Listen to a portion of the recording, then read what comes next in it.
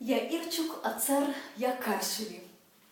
במחזה בת השחף של צ'כוב שואל מדוידנקו את משה. משה, מדוע תמיד לובשת שחורים? עונה לו משה, כי שחור זה מרזה.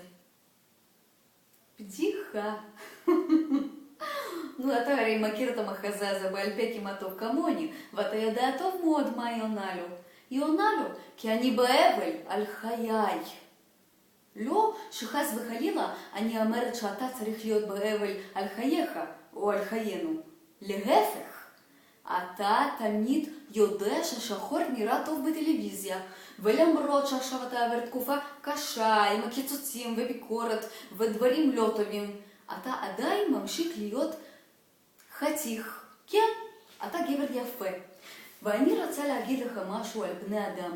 בני אדם הם יצורים קנאים. אני מכירה את זה טוב טוב. הם רואים שאתה כזה יפה, וזה לא מוצא חן להם בעיניי. אז מה הם עושים? עושים הפגנה. יוצאים למחאה, יוצאים לרחובות.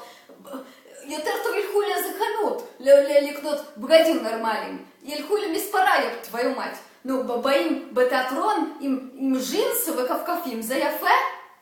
איפה רואים דבר כזה בכלל? איפה? בשטחים אולי? בלבנון, זה בחיזבאללה, בתיאטרון שלהם. שטויות כאלה. ומה? אתה חושב אני לא מבינה יש קיצוצים? לא חייבים ללכת במספרה בדיזנגוף ב-600 שקל. לא, בבקשה, עדינה. גרה בדירת עמידר, חיה מקצבת ביטוח לאומי, ופעם בחודש אוספת בקבוקים לפיקדון, ועם כסף של פיקדון הולכת בסופרפארם, קונה צבע לשיער, ועושה לעצמה צבע לבד בכיור, ופן עושה לבד. נכון שעם המפזר חום כי נשבר לי הפן לפני כמה ימים ואין כסף לקנות חדש, אבל נראה בסדר? נראה בסדר, נכון? אז זהו. דוח העוני, שטויות במצגבניות. זה לא נכון.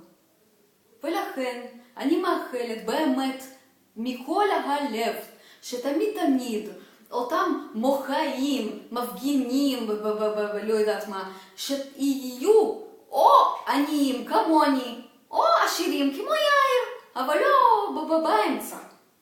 מה זה מעמד הביניים? מה זה? זה אמצע, לא לפה ולא לשם, חבל. זה סתם, זה בינוניות. זה בינוני, אין דבר יותר גרוע מזה. הנה, כמו אני, כמעט הייתי שחקנית מובילה בתיאטרון במוסקבה, כמעט קיבלתי תפקיד בגשר. מה זה כמעט? זה בינוני. זה בינוני. זהו.